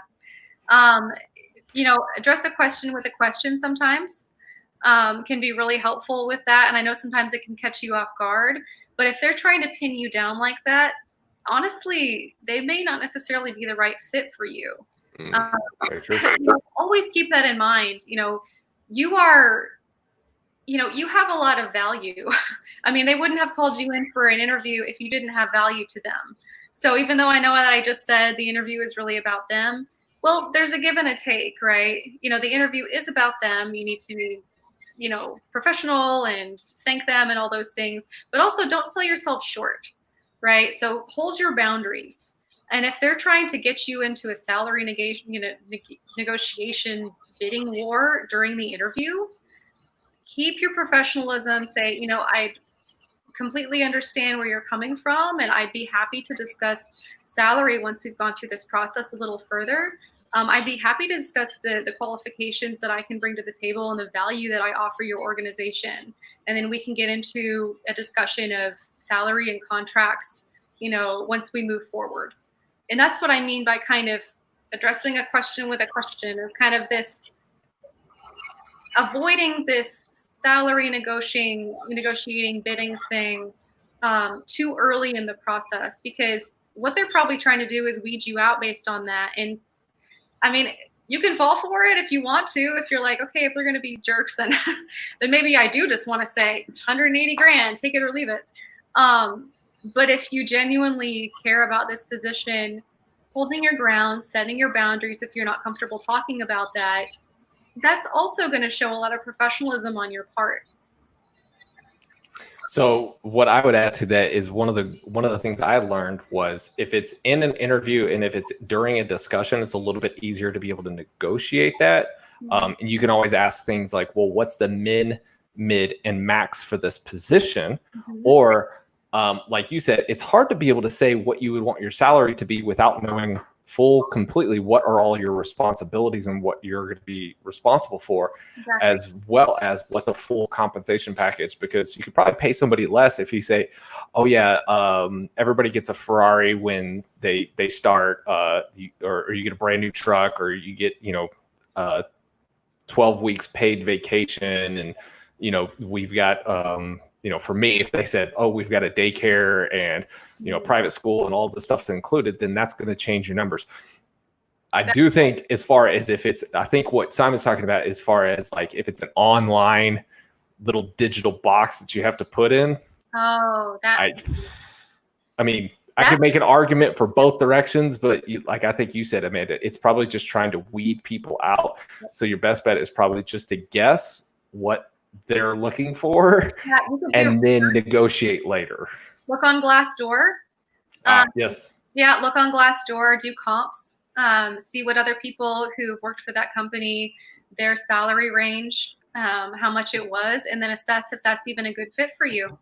I've had it plenty of times personally, with friends, all sorts of situations where I've said, okay, this is a director position, it should be at this level. And then I go on Glassdoor and I see that that company has directors that are only paid like significantly less than what it should be. That's going to give you a really good sense of if this company is actually a good fit for you, and how to gauge what type of salary amount you are, willing to even take. But definitely, if you hit that interview stage, I mean, I think your suggestions are really smart, David. I mean, I think that definitely with that salary stage, it is your impulse, most people's impulse is generally to lowball themselves when they're in front of an interview panel. That's what you don't want to get into. So just be really, really careful of, being caught off guard and then feeling like you have to maneuver and cater to what you think the salary range might be or should be, and then you lock yourself into a position that you shouldn't be in, you don't want to be in. So yeah, I think it's one of those things is, especially within the American culture of negotiating, can be looked at as like a bad thing almost. Yeah. Whereas other cultures, especially like Central America, like when I lived in Guatemala, negotiating was just part of it. Like if you didn't negotiate, you weren't going to get a good deal, and you ended up paying like what I call impuestos de gringo, which is the white boy tax, right? So I would say to people, get comfortable with just negotiating stuff, even if you just have to get on Craigslist and go buy like golf clubs or something, try to negotiate with somebody so you get comfortable with of how that kind of process works. You watch the guy on Pawn Stars, his automatic thing is like, that's not going to work for me. Like, I mean, it's just the first thing that comes out of his mouth. There's great books about how to be able to do negotiation. So I would recommend Never Split the Difference by Chris Voss. Read that book and it will raise your ability to be able to negotiations exponentially, but you still have to be able to practice the techniques that are in the book. So that'll probably help out a lot of people. I know that can be so tough right now because people are just trying to find jobs. I mean, and I totally understand the position. Well, you did make the post the last week, so talk about that one. Yeah, I mean, I made a post about, a client that I worked with who he had received a couple of job offers, and one of them was just, it wasn't at the rate that he deserved, honestly. He deserved double that rate. And so he decided to negotiate and they didn't move forward. And he was like, well, you know what? It is what it is. and he moved on, and he ended up getting a position that was even better. So, I mean, I think that it's really tough, and I don't want to say that you'd be making the wrong decision if you decided to not heavily negotiate, because a lot of people are in a position right now, well, they'll take a job at any salary. And so I want to be sensitive to the moment that we're in. But at the same time, just remember you're worth a lot. You're working hard, you're hustling, you have so many years of experience, you have so many accomplishments. Just don't sell yourself short, because this downturn will lift. And whenever it's lifted, do you still want to be in that type of position? Because it's much harder to negotiate your way back up in salary than it is to, stay at a steady rate. So I think that, just you can always negotiate other things than salary as well, like we discussed earlier. If there's, working from home, which I think is a big one right now, childcare, things of that nature, or college reimbursement. Things of that nature. So don't forget those items. So the questions are, I think we've answered a lot of the questions, guys. I will say this: if there's a question that you have asked and we did not get to it, please message Amanda. She is definitely an active person on LinkedIn, so be able to reach out to her, watch her videos, watch the content that she's putting together. She's done an absolute amazing job of getting my attention, even though I'm not in the resume. Like, I'm not looking for resumes. I'm not putting my resume out there. I am still keeping up to date with it, because for contracting work, it's a good idea, which I recommend for everybody else, regardless if you have your resume done or not. Keep it somewhere to within like a day or two. You can get it back to where it needs to be, because I'm guessing there's going to be a lot of contract work that's going to be coming up in the future as people start to ramp up. They're probably going to bring on contract workers as opposed to full-blown employees first, and then potentially move them over to employees. So make sure that you've got that opportunity to be able to pick up 6-10 hours worth of work here and there prior. So I'm trying to think of anything else. Follow Amanda on LinkedIn. That's probably the big thing. Send her a LinkedIn request so that she doesn't have to send you all the requests and then she blows hers out of the water. I will say this. I did find out. So you talked about the LinkedIn jail. At one point in time, I could have 400 outstanding LinkedIn connection requests, and then I hit that limit, and now it's down to 200. The most I can have outstanding is 200. I'm pretty sure if I hit that again, it's going to limit it down to 100. Like you said, you can only send so many in a day, but then you can only have so many that are outstanding over time, and that number will decrease if you hit the limits and do stuff you're not supposed to, like I have. So my little post yesterday actually backfired on me quite a bit, because I was like, oh, well, then we'll just connect with everybody. Not how LinkedIn saw it. So guys, thank y'all so much for watching. I do appreciate everybody that tagged at Pelican Products. If you guys want to do that one more time, just to be able to flood their LinkedIn page, and maybe they'll pay attention and give us a little bump. And sponsor the show. We really do appreciate you guys watching. If you guys have any more questions, please get in touch with Amanda. If you have any questions for me, I'm more than happy to help out and give my 2 cents on things. I'm not the PhD, I'm not the expert, but I've got weird ways of being able to figure out how to be able to get people's attention. Right, you had some tips that definitely those are smart. And then one last thing, if you guys see a post on LinkedIn or on Facebook or anywhere else that says like oil and gas jobs, and they list more than 3 job positions at one time, the posting is fake. If you go to a website that is like they're saying, oh, jobs for NOV, and it doesn't take you to NOV.com, it takes you somewhere else, it is 100% fake. It is not real. They're just trying to get your information to put you on the Nigerian Prince email list or whatever it is. Report those. They are fake. Report them. They're fake. Report them. They're fake. They're scams, right? I've found too many of these, and this is the time period at which the scammers are at their highest, the most activity, because they know people are desperate for a job. Just because you may be looking for a job and you may be in a desperate position to be able to provide for your family, do not fall prey to these people. Yep. So take the time, make sure that it's legitimate before you start putting anything in. And you should also never have to pay to be able to get a job. If you are having to pay before an interview has taken place, if you're having to pay for anything before you have an official offer letter, it is fake. Too many people I know have been scammed by this by saying, oh, we're going to hire you as a roustabout here in Nigeria, but you need to pay for your visa or whatever. It's $100. And then all of a sudden, boom, $100 is gone. You're done. That's it. And then they're just they still have all your information. They're going to keep hounding you, guys. So please do not fall victim to that kind of stuff. Have the frame of mind. I know that this happens not so much here in the US, but it happens outside of the US, but I do have an international audience, guys. So I think it's one of them called Oil and Gas Jobs, or Jobs of Oil and Gas, is probably the most notorious one. They have like 100,000 followers on LinkedIn, but they're only posting fake jobs. So guys, please just report them. They're just harming our industry, and people that are desperate are falling prey to it. So I ask you guys please to be able to help out with that.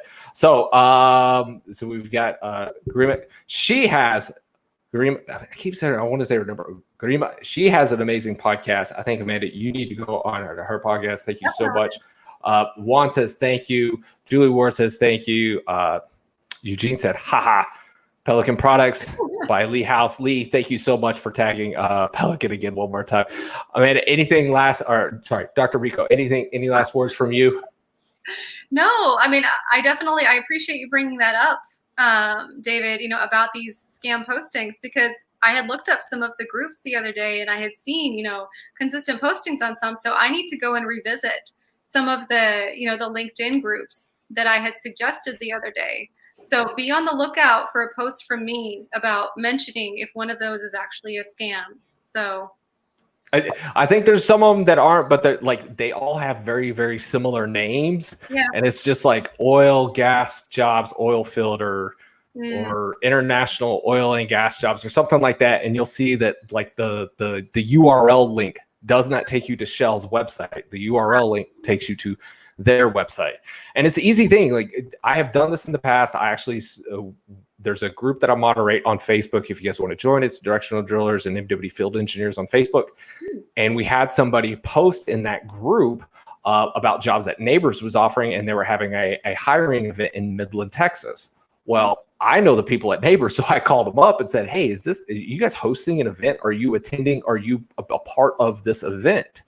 Right. And they said, no, any hiring that we're doing is listed on our website, and any other hiring events are also hosted on our website. We will have them there. That is the number one source. So I went back and looked at the pictures that these guys had, and essentially they were just stock photos from like the stock photo website, and they put the Neighbors logo over the top of it. Wow. And they just started posting these things. And or they actually took some of the stock photos that were from the Neighbors website and started posting them in there.